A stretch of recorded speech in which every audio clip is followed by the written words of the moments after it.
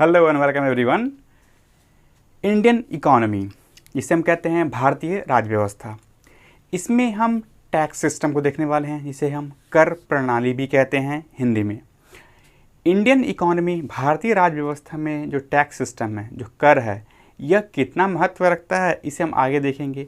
यहाँ पे हम सिर्फ हम जो हमारा जो कर है, जो टैक्स है, ये हमारे देश पे, समाज पे, एक पर्टिकुलर व्यक्ति पे और एक कंपनी पे क्या प्रभाव डालता है, इसको देखेंगे। यह जो वीडियो है यह 2 पार्टों में होने वाला है।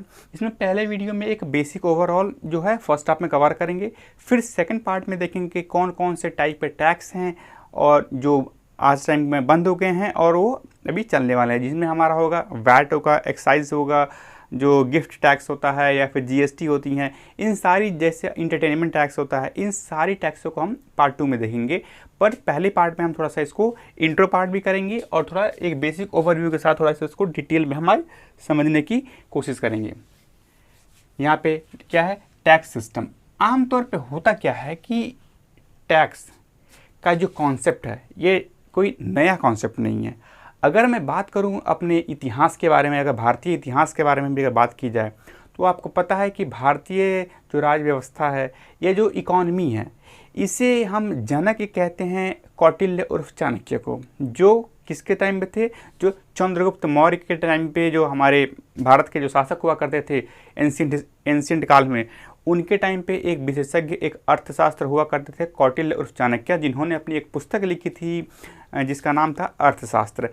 उसमें उन्होंने बताया था कि उन्होंने ज़्यादा डिस्कस किया था, उन्होंने उसमें बताया कि अगर कोई भी व्यक्ति अपनी आय का 1/6 मतलब 1/6 भाग, अगर मान लिया जाए कि 100 रुपये व्यक्ति कमाता है और उसका लगभग 16% अगर वो किसी स्थानीय राजा को एज अ इनकम टैक्स देता है, तो वह एक बेहतरीन टैक्स स्लैब माना जाता था। साथ ही साथ जो अशोका के काल में कुछ एडिक्ट, जैसे कि जो हमारे शिलालेख जिसे कहते हैं, वो मिले हैं, जिनमें ये देखा गया है, एक लुम्बिनी में शिलालेख मिला जहाँ पे ये बताया गया कि अगर कोई व्यक्ति जिसे अपने कमाई का 1/8 1/8वां हिस्सा अगर वो राजा को एज अ कर देता है, एक इनकम टैक्स कर देता है, तो वहाँ पे उसे बजाय 1/6 के, तो उसे इनकम टैक्स के श्रेणी से उसे मुक्त कर दिया जाता था। तो ये कोई इनकम टैक्स से कोई नया कॉन्सेप्ट नहीं है, ये बहुत पुराने समय से चला आ रहा था कि राजा जो होते हैं अपनी प्रजा से उनकी आय पे, उनकी ज़मीन पे कर लिया करते थे। पर थोड़ा आज के हम भारतीय जो टैक्स सिस्टम है इसको थोड़ा समझने की कोशिश करते हैं। आमतौर पे होता क्या है कि जो टैक्स होता है, जो कर होता है, वो भारत में 3 तरह के बॉडीज़ इसको कलेक्ट करती हैं, 3 तरह के निकाय जो हैं उससे कलेक्ट करते हैं। एक होता है केंद्र सरकार, एक होता है राज्य सरकार और एक होता है लोकल बॉडीज़। केंद्र सरकार, कुछ टैक्स हैं जो सिर्फ केंद्र सरकार कलेक्ट करती हैं और उन्हें अपने इस्तेमाल जो राज्यों में बांटती भी हैं, कभी कभी नहीं बांटती हैं, और जो भी देश में जो खर्चे होते हैं उन पे वो इस्तेमाल करती हैं।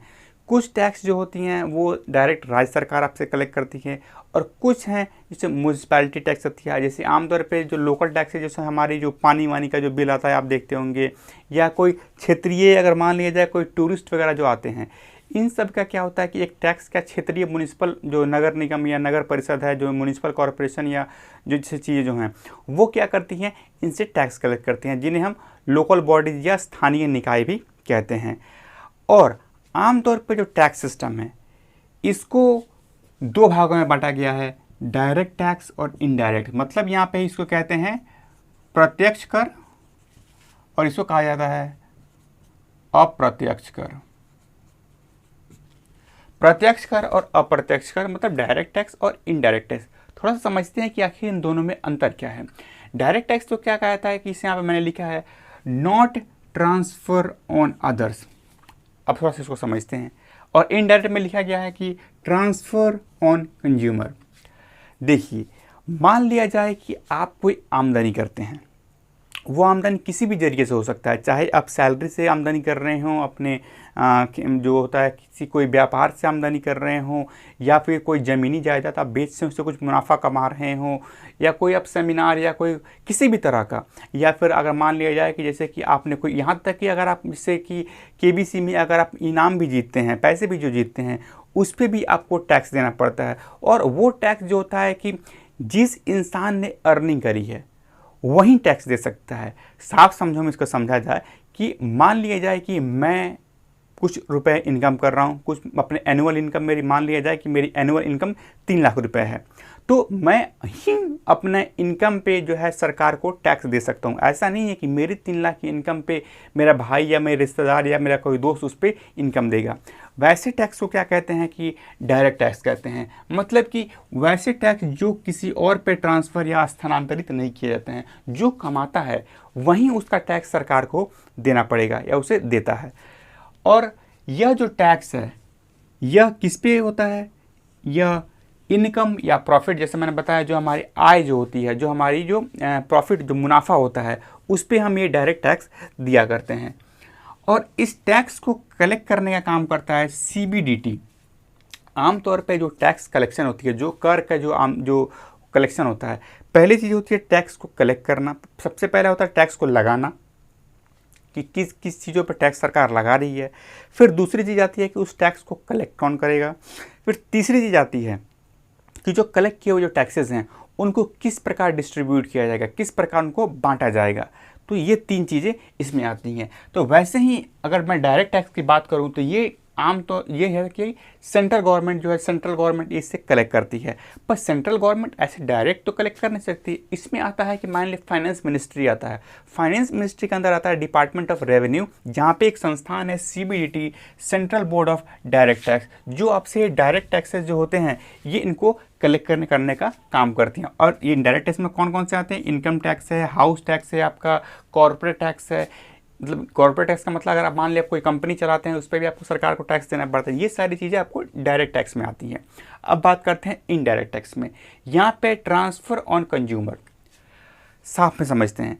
मान लिया जाए कि आप कहीं खाने गए, किसी बढ़िया से रेस्टोरेंट में आप खाने जाते हैं, आपने देखा होगा कि आपका 100 रुपये का बिल है, 100 रुपये का चार्ज है, प्लस इसमें मान लिया जाए कि 5% CGST लगता है, आपका जो सेंटर आपको GST कलेक्ट करता है, प्लस इसमें 5% मान लिया जाए कि आपका स्टेट GST लगता है, SGST। मतलब कि है कि 100 रुपये को आपने 110 रुपये पे किया, जिसमें से 100 रुपये तो उस सामान का बिल है, प्लस 5 रुपये आपने टैक्स पे किए। अब क्या है कि ये जो पैसे हैं ये कंज्यूमर फाइनल जो इस प्रोडक्ट मान जो भी आपका बिल बना उसका फाइनल बिल 110 रुपये का बनता है। ये टैक्सेस आपको ना चाहते हुए भी देना पड़ता है, क्योंकि जो सर्विस ऑनर है, जो रेस्टोरेंट प्रोवाइडर हैं, या जहाँ से भी आप कोई सामान खरीदते हैं या कोई सर्विस अवेल करते हैं, वहाँ पे आपको ये टैक्सेस आपसे लिया जाता है। और ये जो टैक्सेस हैं ये वो रेस्टोरेंट का जो ऑनर है वो सरकार को GST की जब फाइलिंग करता है तो वो देता है। और ये फिर 100 रुपये जो आपसे उसने अपने मूल प्राइस जो लिया है, जो बेसिक प्राइस जो लिया है, इस पे से अपने खर्चा छांटने के बाद जो भी इनकम करेगा, इसमें से कुछ जो इसका प्रॉफिट होगा वो जाएगा इनकम टैक्स के स्लैब में, और ये डायरेक्ट टैक्स में जाता है। और ये जो है ये इनडायरेक्ट टैक्स के स्लैब में जा रहा है।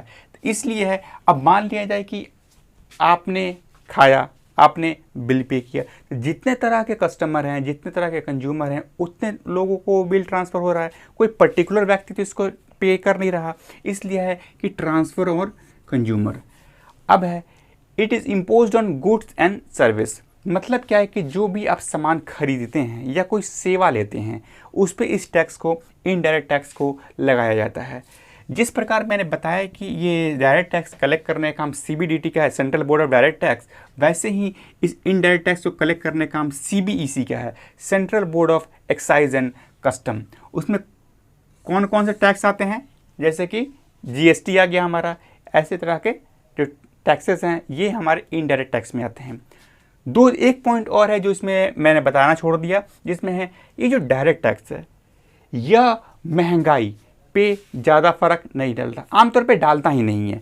पर यह जो है इनडायरेक्ट टैक्स ये चीज़ों की प्राइसेस पे अफेक्ट करता है। मान लिया जाए कि एक व्यक्ति कोई, अगर मान लिया जाए कि टैक्सेस जब बढ़ेंगे, जब GST का कॉन्सेप्ट नहीं आया होता था तब आपने भी नोटिस किया होगा कि अगर आप कहीं खाने जाते हैं या कुछ करते हैं तो आपको खाने पे लाइक 14% या 18% आपको टैक्स देने पड़ते थे। पर जब जीएसटी स्लैब लाया गया, 5-6 स्लैब जब लाए गए 0% से लेकर 28% तक, तो वहाँ पे आपको ये 5% का जब स्लैब जब खाने पीने पे जो दिया गया तो ये अपने आप कम हो गया। मतलब क्या है कि इनडायरेक्ट टैक्स हमारी महंगाई के जो चीज़ों की जो महंगाई है उस पर भी फ़र्क डालता है। और डायरेक्ट टैक्स जो है चूँकि ये तो आप इनकम टैक्स या हाउस टैक्स या कॉर्पोरेट टैक्स पे दे रहे हैं तो ये आपकी चीज़ों की प्राइसिंग को अफेक्ट नहीं करता, पर ये चीज़ों की जो कीमतें हैं, सर्विस और जो ट्रांसपोर्ट जो सर्विस हैं, गुड्स हैं, इनकी कीमतों पे फ़र्क डालता है। अब बात करते हैं स्ट्रक्चर ऑफ टैक्स।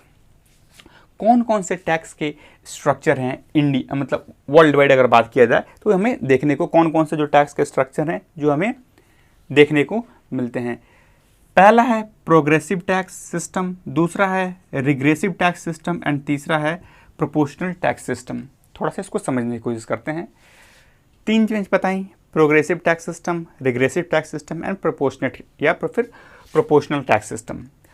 तो इन तीनों चीज़ों को है कि प्रोग्रेसिव को बताया गया कि जैसे जैसे आपकी इनकम बढ़ेगी वैसे वैसे आपका टैक्स का रेट बढ़ेगा। यहाँ पे ध्यान दीजिएगा, यहाँ पे मैं टैक्स की बात नहीं कर रहा हूँ, टैक्स की रेट की बात कर रहा हूँ।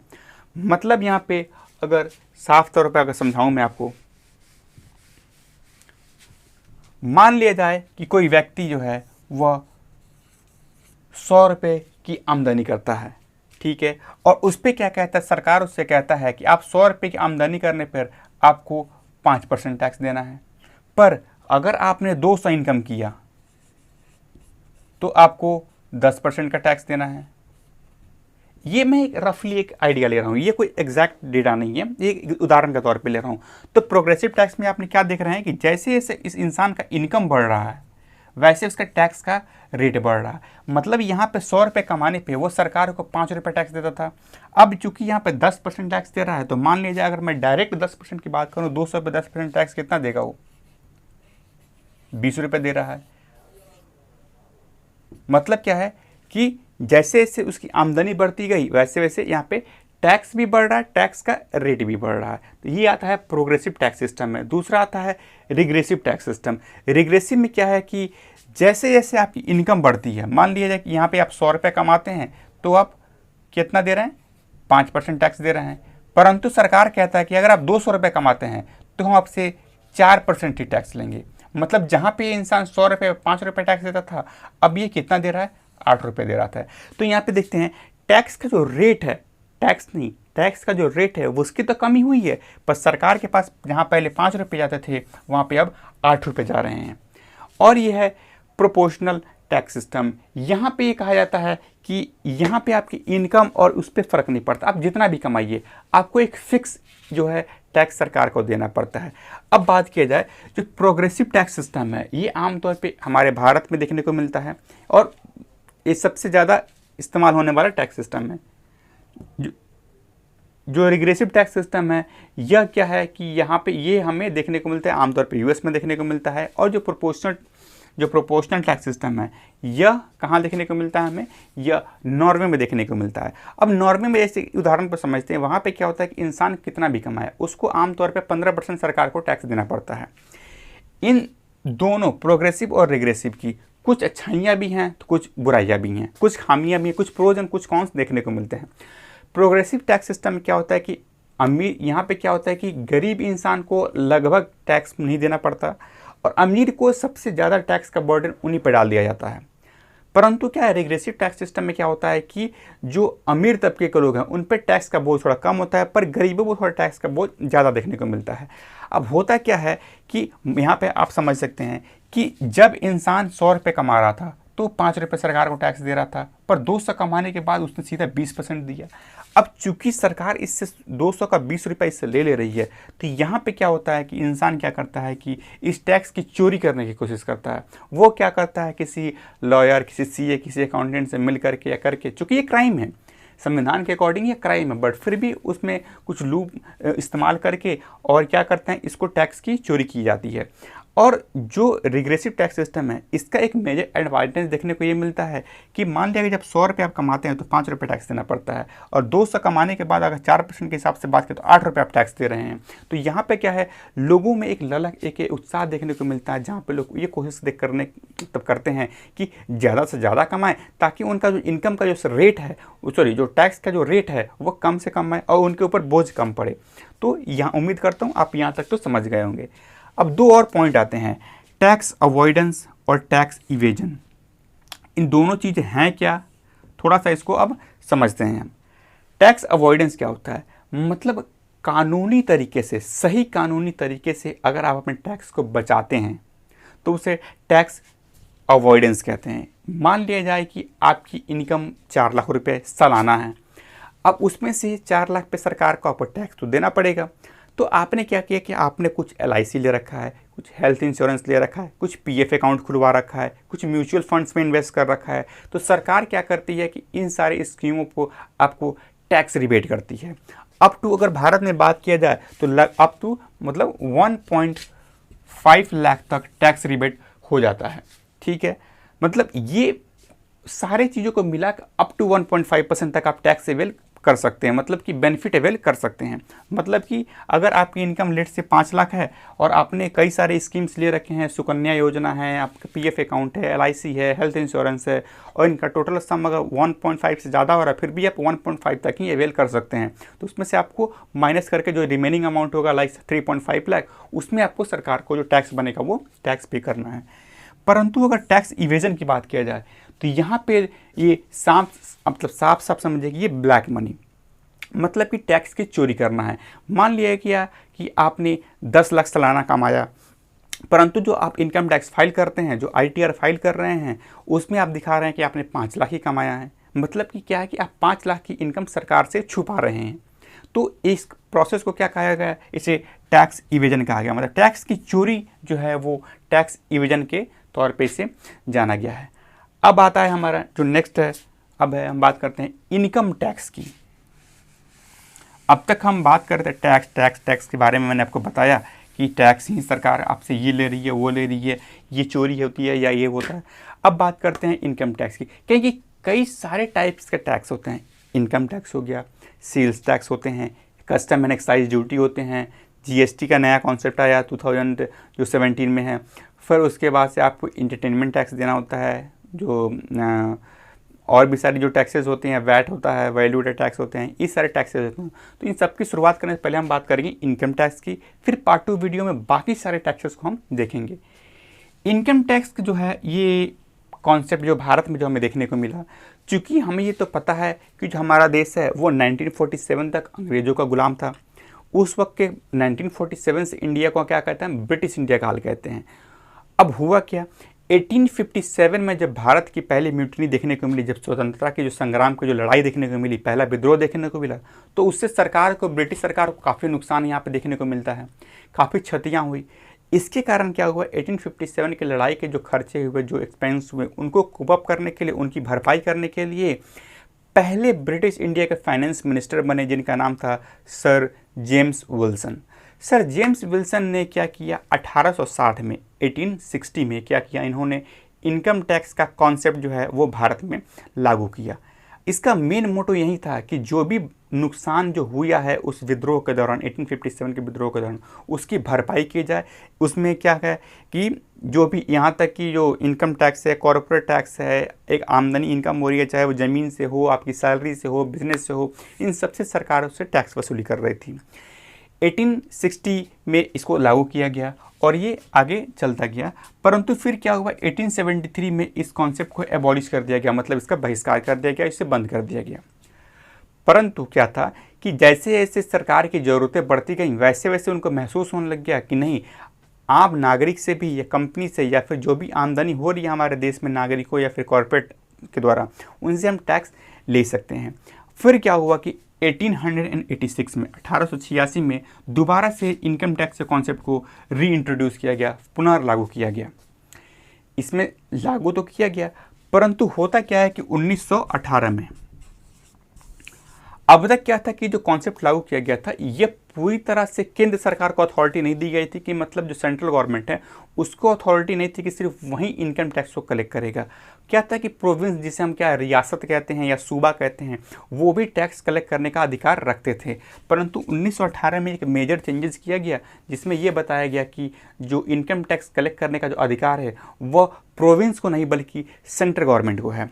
फिर उसके बाद से और कई सारे चेंजेस लाते गए, जिसमें कि हमारा 1918 हुआ, फिर 1922 में कुछ काफ़ी सारे चेंजेस लाए गए, फिर उसके बाद से आपको 1950s में लाए गए, उस पर कुछ चेंजेस लाए गए। फाइनली जो एक मेजर चेंजेस जो लाया गया वो लाया गया 1961, जिसे कहा गया इनकम टैक्स एक्ट 1961। ये जो मेजर चेंजेस जो लाया गया, एक कहने का मतलब है कि जो कॉन्सेप्ट है ये 1860 में पहली बार देखने को मिला, फिर इसको बहिष्कार कर इसको एबॉलिश कर दिया गया, फिर 86 में इसको रीइंट्रोड्यूस किया गया। चेंजेस जो हैं 1918 में देखने को मिले, फिर 1922 में देखने को मिले, फिर एक 1950s में एक बार हमें देखने को मिला था, और फाइनल 1961 में जो था वो चेंजेस हमें देखने को यहाँ पे मिलते हैं। इसके बाद 1961 जो एक्ट पास हुआ, इंडियन इनकम टैक्स एक्ट 1961, इसी के तहत आज भी जो करंट ईयर 2021 है, इसी एक्ट के तहत आज भी भारत सरकार हमसे टैक्स की वसूली करती है। अब हम जो नया टैक्स स्लैब, जो कि जो आमतौर पर होता क्या है कि हर साल का जो पहला जो दिन होता है फरवरी महीने का, उसमें क्या होता है कि यूनियन बजट, मतलब क्या है कि जो फाइनेंस मिनिस्टर हैं वो एक यूनियन बजट पास करते हैं, एक जारी करते हैं, जिनमें हमारे कौन कौन से टैक्स किस प्रकार के एक दर के हिसाब से हमें टैक्स रेट के हिसाब से अपने को इनकम के आधार पर टैक्स देना है, इसके बारे में किया गया। तो जो 1 फरवरी 2021 को जो यूनियन बजट पेश किया गया था बाय निर्मला सीतारमन, जो कि हमारी फाइनेंस मिनिस्टर है, उनके द्वारा, उनमें कुछ मेजर चेंजेस किए गए, जिनमें ये कहा गया कि 0 से लेकर के 2.5 लाख तक अगर सालाना इनकम किसी व्यक्ति की होती है तो उसे कोई टैक्स नहीं देना है। फिर ये कहा गया कि 2.5 लाख से अगर 5 लाख की इनकम होती है तो उसे सरकार को 5% का टैक्स देना है। परंतु उसमें भी कुछ उन्होंने टर्म्स एंड कंडीशन लगा दिए कि ये कहा कि अगर आपने जैसे कि कोई LIC ले रखा है, हेल्थ पॉलिसी ले रखा है, सुकन्या योजना ले रखा है, और भी PF ले रखा है, म्यूचुअल फंड में इन्वेस्ट कर रखा है, तो ये भी 5% आपका रिबेट हो सकता है। परंतु क्योंकि क्या है कि सरकार ये मान के चल रही है कि 5 लाख से नीचे तक इनकम करने वाले एक इंसान एक मिडिल क्लास फैमिली है और एक मतलब कि लोअर मिडिल क्लास फैमिली में बिलोंग करता है। परंतु जैसे इसी सरकार ये मान के चलते है जैसे आपकी इनकम 5 लाख सालाना से ज़्यादा बढ़ती है तो आप एक समृद्ध और एक अमीर में गिने जाते हैं। फिर 5 से 7.5 लाख में आपको जो है वो 10% का टैक्स स्लैब सरकार ने रखा, और 7.5 से 10 लाख में 15% का स्लैब रखा गया, और 10 से 12.5 में क्या किया गया कि 20% रखा गया, 12.5 से 15 में 25% रखा गया, और 15 लाख से ज़्यादा का टैक्स स्लैब में 30% रखा गया। चूँकि पहले जो था ये यहाँ से 5 से लेकर के और 10 लाख तक ये टैक्स स्लैब सीधा 20% हुआ करता था। 2021 के पहले जो था हमारा टैक्स स्लैब था ये 20% डायरेक्ट, मतलब 5% आपको 5 लाख तक देना पड़ता था। जैसे ही आपकी इनकम 5 लाख से ऊपर जाती थी तो आप सीधे 20% का टैक्स देते थे सरकार को। परंतु चेंजेस किए गए इस नए वाले बजट में और ये टैक्स स्लैब रखा गया। अब क्या है कि जैसे ही आपकी इनकम 15 लाख तो ठीक है, जब आपकी इनकम 50 लाख सालाना से ज़्यादा जब बढ़ती है तब सरकार आपसे इनकम टैक्स तो 30% ले ही रहा है, प्लस सरकार आपसे जो सरकार के अगर हम बात करें तो इतना तो सरकार आपसे जो है वो ले ही रहा है, साथ ही आपसे क्या लिया जा रहा है कि सरचार्ज लिया जा रहा है, सरचार्ज लिया जाता है प्लस सेस टैक्स लिया जाता है। अब समझते हैं कि सरचार्ज और सेस टैक्स होता क्या है। सरकार यहाँ पे कह रही है कि अगर आपने 50 लाख से ऊपर का इनकम किया है तो आपको 30% तो टैक्स देना है, मतलब कि एक स्लैब के हिसाब से, इस स्लैब के हिसाब से आपको टैक्स तो पे करना है। उसमें क्या है कि इसमें सरचार्ज के अलग अलग इसमें रेट्स हैं। जैसे कि मान लिया जाए कि उदाहरण के तौर पे मानते हैं कि आपको 10% देना है सरचार्ज, मतलब कि इस उदाहरण के तौर पे मैं बात करूं कि 50 लाख का अगर कि आपकी आमदनी होती है उसमें आपने सरकार को क्या किया कि लगभग मान लिया कि आपने 10 लाख टैक्स दे दिया। इस 10 लाख का 10% कितना होता है 1 लाख रुपया, आपको सरचार्ज देना पड़ता है। और ये सरचार्ज जो सरकार आपसे लेती है ये डिस्क्लोज नहीं किया जाता कि किस पर्पज़ के लिए सरकार आपसे ये टैक्स ले रही होती है, क्योंकि ये जो टैक्स सरकार जो आपसे सरचार्ज टैक्स जो ले देती है इसका सरकार किसी भी काम में इस्तेमाल कर सकते हैं, चाहे वो हेल्थ के किसी सरकारी कोई गवर्नमेंट हॉस्पिटल बनवाने में इस्तेमाल करे, स्कूल खोलने में इस्तेमाल करे, कोई पार्लियामेंट बिल्डिंग बनाने में इस्तेमाल करे, या फिर कोई सरकार सड़क निर्माण में इस्तेमाल करे। ये सरकार किसी काम के लिए भी डिस्क्लोज नहीं करती पर आपसे टैक्स जो है सरचार्ज ले लेती है। अब यहाँ पर क्या है कि आपने टोटल कितने टैक्स दिए इन दोनों को जोड़ करके? 11 लाख टैक्स दिए। अब इस 11 लाख के टैक्स पे सरकार बोलती है कि आपको सेस टैक्स देना है। सेस टैक्स का मतलब होता है कि यहाँ पे सरकार पर्पस डिफाइन करती है।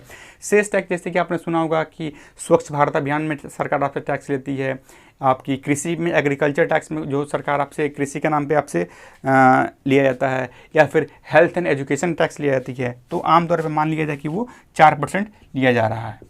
तो इस 11 लाख का 4% कितना होता है? इसका जो होगा 4% जो भी मान लिया गया कि एक्स आया उसमें इसको ऐड कर दिया जाता है, फिर आपका जो होता है ये पूरा फाइनल टैक्स जो है वो सरकार आपसे लेती है। तो अब तो आप समझ गए होंगे कि सरकार, यही एक मेजर कारण और एक मेजर ड्रॉबैक है कि चूंकि एक सर्टेन इनकम पर पहुंचते पहुंचते क्या होती है कि आपकी इनकम टैक्स जो होती है वो इतनी ज़्यादा बढ़ जाती है कि लोग क्या करते हैं कि फिर जो आम नागरिक होते हैं या कॉरपोरेट होते हैं वो फिर टैक्स की चोरी करना शुरू कर देते हैं। क्योंकि जाहिर सी बात है कि अगर कोई 50 लाख अर्न करता है और 10 लाख 11 लाख उसमें सिर्फ वो इनकम टैक्स पे कर रहा है, तो उसको थोड़ी सी उसको लगता है कि नहीं ये कहीं ना कहीं सही नहीं हो रहा, क्योंकि वो फिर कोई तक मैं क्यों दूं, इससे बेटर है क्या कि वो किसी इलीगल तरीके से, गैर कानूनी तरीके से किसी सीए या लॉयर के साथ टाइप मतलब करके और वो टैक्स की चोरी करना शुरू कर देता है, हालांकि वो सही नहीं है। यहाँ तक उम्मीद करता हूँ कि आपको पहला पार्ट जो है वीडियो को पसंद आया होगा, और हम पार्ट 2 में इसको और कैरी ऑन करेंगे जहाँ पे हम जीएसटी, वैल्यू एडेड टैक्स और एक्साइज ड्यूटी वाले टैक्स को आगे हम कंटिन्यू करेंगे। मिलते हैं आपसे अगले वीडियो में, तब तक be safe and be happy.